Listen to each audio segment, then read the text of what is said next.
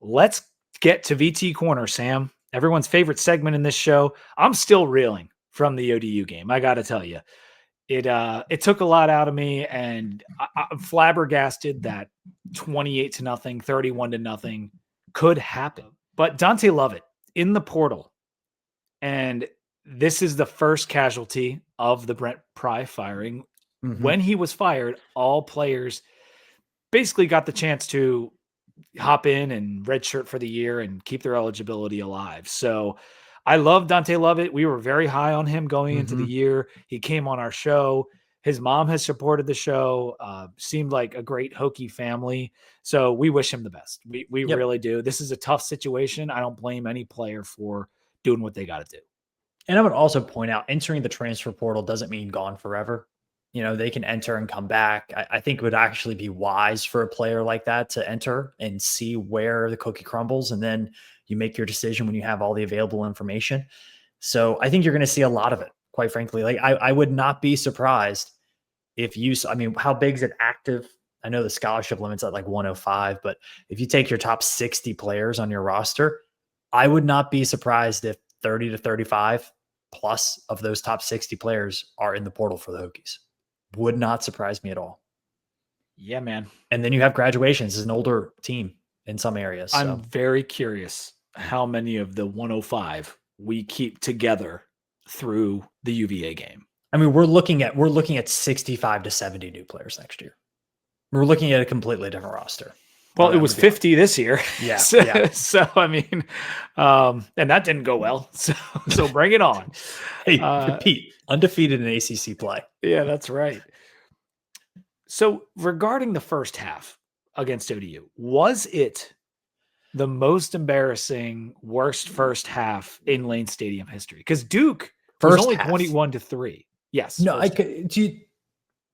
first half, sure. I think you could say first half. I mean, for me, though, it wasn't, I didn't care, to be honest with you. I started laughing. I was laughing at 14-0.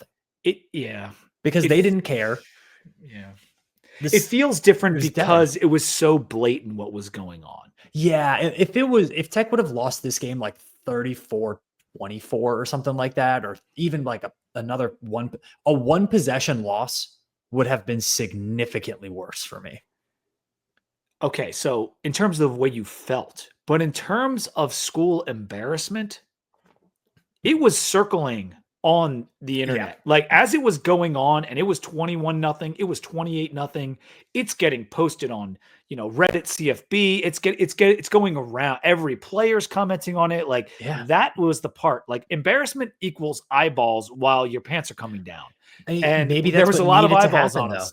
That's what needed to happen, though. But we've been saying this is like they've never the first year with Brent Pry, it was a roster issue. And I think the national media really understood that. Mm-hmm. This was the first rock bottom because you guys quit that we've maybe ever seen at Virginia Tech. Yeah. And so it needed to happen. I think,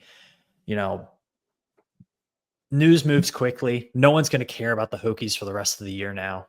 I mean, the coach firing in the midseason is the last piece of national news that you're probably going to hear about the Hokies this year. Yeah.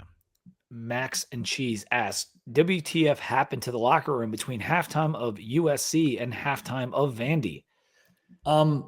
It's what we were speculating on last night a little bit. We don't know, but we believe that there was a ripping into potentially that happened that didn't go over well. The demeanor of the offensive players post South Carolina was really disheartening to me. I didn't see that from the defensive players that came in. We had two defensive players come in post game, and keep in mind, Sam was there. If you don't know, Sam was in the press box, and then second row because I thought the first row was a little close. I want to be back a little bit. But you were at the pressers after South Carolina. Yeah, and I guess it's public because the people who were out there, like I have videos of them. Like Kamari Copeland was out there and Emmett Laws, and they weren't stoked about the game, but taking it in stride, losing with class. Hey, I thought we did this and this well. I thought we did this and this poorly. We'll get back out to it. Like very cookie cutter after the game player stuff. And I actually came away with that. I immediately texted the group. I was like, I love these two guys. Like even after a loss, like how they handled it. Kyron and Donovan Green, not the same stuff. Not the same stuff. Probably looked pissed, as he should have looked pissed, right? It's right after a big loss, and right, should look pissed a little bit. Was really disappointed in the body language, in the demeanor, in the articulation. Yeah. Just not things you see from winning well-run programs. You don't see it. The thing of it is, we talked a little bit about this last night with the way Pry acts in game and his feel for things.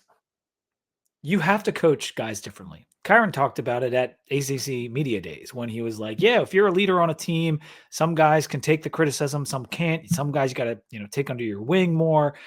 And it's the same thing with coaches. Like, you need to know your players and how they're going to respond to certain coaching, hard coaching, a little bit, more pat on the back coaching, whatever it is. And he didn't do it. He didn't do it because he lost the entire locker room between USC, the end of Vandy, ODU, whatever. Like, he lost the locker room. It was blatantly obvious. Yeah. I also, I don't know if this plays to it, but the defensive rotation has been a red flag to me. Oh, we're going to talk about red flags, but that's a red flag you saw in the season. I've seen that in the season. Yep. Yeah. Yep. I've got a question from Crystal Collier here. How do we feel that he was fired early enough in the season to allow players to enter the portal and redshirt? Like, clearly none of these players are good enough that it matters. I think some of these players are good. Like, I think that these players are playing far below their potential the last 2 weeks, but there's a lot of good talent on the roster. But when it's going this bad, it just doesn't matter. Like, you cannot let that man coach another game. We could not. We had no choice. Absolutely none. I mean, so if you lose guys who decided they want to lay down, who had your university's colors on and decided to lay down, that's fine. Let them go. Yeah. Like, that's my opinion on it. Yeah. I mean, they're going to, in this day and age, if they don't want to be here, they're going to leave. And so I don't really know. I think the timing thing has been blown out, like, not blown out of proportion, but to me, it doesn't really matter. I know it's a rule, but I don't think in practice it really matters. But I understand it. Like, a lot of people thought this is why they would wait until the bye week, but the late bye week kind of forces your hand. Like, what are you going to do? Do this before you travel to Raleigh to play a night game in Carter Finley? Mm-hmm. That's a disaster. That's going to be, you're going to lose that game 45-0 if you do that. So you kind of needed to give them at least a week of preparation to figure something out. And you get to go up against Wofford, which at the very least, like, even if you don't play good, like, you'll have opportunities to, like, test things out a little bit. I'm not saying we're going to whip Wofford. I'm just saying, like, we're not facing Clemson this week. Thank God, or someone of that ilk. I mean, you're playing like what, the 2, 3, 4th, 5th best team in the state of South Carolina. Yeah, hey, I'll go for that. And the thing about the guys leaving or redshirting and decided to leave, like, you just better hope that naming Monty the interim coach, that he's got to recruit the roster. Like, he's got to tell guys, like, we're going to do something this year. Like, we're going to put something together, and it's going to be better than it's been. And you're going to make yourself and your parents and the fans proud. That's what we're going to do. And he has to do that. I don't know if he can do that. Earn yourself, put something out on tape, earn yourself some money. Yeah. Some of you guys got one more year of college left, maybe 2. Put something on film and go out and earn a bag. If you want to do it here, you want to do it somewhere else, you got to figure it out. But, like, sitting and sulking is going to, like if a player just kind of sits and sulks for the rest of this season, they're basically damning their entire football career. You don't have that many opportunities. And guys who have already redshirted, they don't really have a choice either. Like, a guy like Kyron, like, he likes Monty. Yeah. So, and a lot of people are probably like, we don't need Kyron anymore. I don't want him to play. Well, I still think a motivated Kyron and a motivated team would be decent. I wouldn't mind seeing Wrangle or Pop. Like, I wanted to see one of those guys when we were down 21-0, 14-0. Yeah, I thought we needed a spark. I'm thinking about guys like, Thomas Williams, Quentin Reddish, Kyle Altuner on the The offensive young, line. talented guys. Yeah. Yeah. I mean, those are guys who you're looking at saying, like, okay, how do we keep these guys involved and at Virginia Tech? Like, see if you can even a handful of those players. Yeah. You got to keep some of them, and you want to keep the ones that had promise, and the ones you named do. I think your point about putting something on tape, making yourself, raising your value. I mean, you're not going to, if you leave, you're not getting on the field for a year, and you might transfer somewhere where there's someone in front of you. Like this is your best opportunity to play football and put something good on tape. You're here. This team is not that great. The opportunity to start is right there in front of you. Yeah. And it's not, even if players stay here, like there are a handful of players who are starting on this team that I don't think there's a shot that they start next year with new staff. I don't think there's a shot for some of these guys to start next year after what they've put on film so far. I mean, you look at the offensive numbers that Vanderbilt and Old Dominion put up on Virginia Tech at home at night are historically big. Yeah. And I don't think like a new coach isn't coming in here and being like, yeah, let me roll with those two linebackers again. It's not happening. Yeah. Byron makes a good point here. Keeping players who are checked out in the locker room is worse. Yeah. Purge that negativity and move forward as best you can with the No, we do have to field a team. That is important. Yeah, we do. And I think we will. I mean, the fact we will field a team. Let's go, boys. Have you seen any other entries today besides Lovett? No. Okay. I'm shocked it's not more. To be honest, I am too. I'm shocked it's not more, and I feel like that's a good sign. There's more. I'm sure there's more to come. I am sure of it. We will right now. I will. I will take it. Last little bit on the Hokie on this part of the Hokies. There is media availability every Tuesday. It will start out with Whit Babcock, and then it will move to Phil Montgomery. We are expecting some sort of announcement from Whit Babcock that will not be a classic, yeah, we had to go in a different direction press conference. I don't know exactly what they'll say, but okay. Yeah. We dropped to 84th at SP Plus, Sam. I think we were preseason like 30, 31, something like that. Pete, that means we're better than like 250 other college football programs. You mean at like the D2 level? Yeah, but just you have to change your perspective on things. We wanted to discuss red flags, and then we're going to discuss something positive, believe it or not. Red flags, Sam, that we may have overlooked in the winter and the summer that made what happened this year possible. Do you have anything that's like this winter, like this off season? Yeah, this off season. For me, it was failing to remove Tyler Bowen was pretty shocking. And to me, looking back, it really proves the point that I don't think Virginia Tech was in a space where they thought that they could hire anybody else. Because Tyler Bowen left of his own volition is what Sam is saying. He's gone, yes, but it's because he was hired away by Ohio State, not because Pride decided to fire him, which was very warranted. On a macro level of the program, like that might be my 1-1. Okay. And we talked about that when we went over Bowen leaving. We're like, oh, he didn't even fire him. Like it was, whatever. That's a good one. I would say the length of time it took for us to find a DC. Same story, different chapter. Yep. Same thing. So similar red flags there. What else do you have? I don't think this team looked particularly good in spring. And then we saw them in fall camp, and the first couple weeks looked good. And this is from people who were like at practices. The first couple weeks looked good. And then the last 2 weeks did not look good. I mean, like we saw videos online, but we also heard it from multiple different people at practice. Like it does feel like this maybe started in fall camp at some time. I don't know if this started after South Carolina, because the drop off in practice report positivity started at like mid-August. Yeah.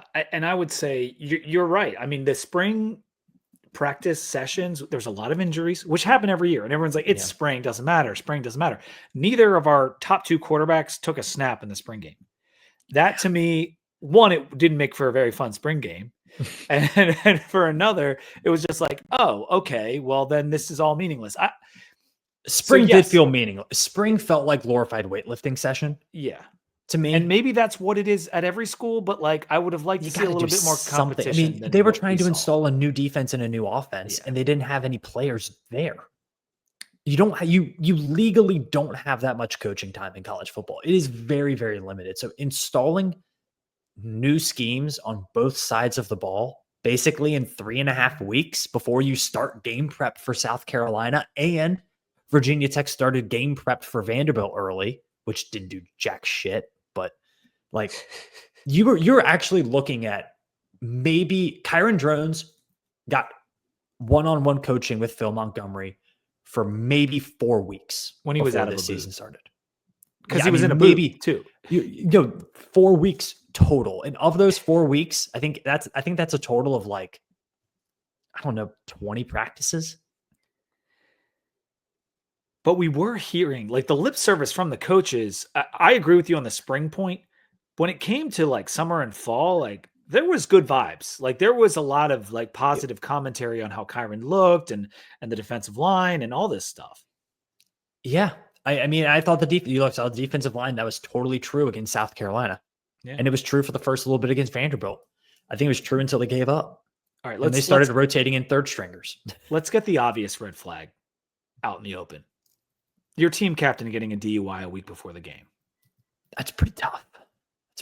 That's a major red flag that we all were kind of like, guys make mistakes, like he should still play. We to be clear, we did not say he should still play. We said it's up to the coaches. and they let him play. Clearly has not been in it this year. It hasn't looked good from him at any point. And you know why? Game. Because he's got factually driving drunk a week before the first game against. He's got 2 court cases coming up. Got 2. Yeah. So that was a red flag that I don't think we swept it under the rug. We talked about it, but it was. I didn't think we would think it would matter on the field this much. I think that's fair. When we've talked to Billy Ray and any other former player we came across in the past few weeks, they thought that was absurd that there would be a captain driving drunk. They thought it was insane. Yeah. In a walkable not a college football player, a captain college football player. Yep. Who's supposed to be a leader. And then my last red flag, Sam, you kind of said this with some of the commentary from the coaches. Matt Moore's final media availability before the season. Do you remember that one? Refresh me on what exactly he was basically being asked about how the offensive line's looking, and there wasn't a positive thing that came out of his mouth. that was the reason I went from 8 wins to 7 wins. Exactly. You lowered your win total. And it was stuff that we heard from our boots on the ground, other pairs of boots on the ground, like people who have been around football for a few years now with this program, this Pride tenure, who didn't like it. If we want to go more macro red flags, first year there, like Billy Ray was at practice, he was like, the balls are on the ground everywhere. People are walking around to different drills. Anybody who plays sports knows, like a good coach, ball doesn't hit the ground. Balls aren't rolling around all over the place. You don't walk between drills. You don't do any of that stuff. And there was a lot of that. I think they didn't know really how to run practice cohesively. And I think that led to a lot of the issues. And then I think there was just a lot more effort put on building the lunch pail, gritty, blue collar Virginia Tech brand, and maybe not enough worry on the actual talent on the field. I just don't, I never felt like those 2 efforts really matched up.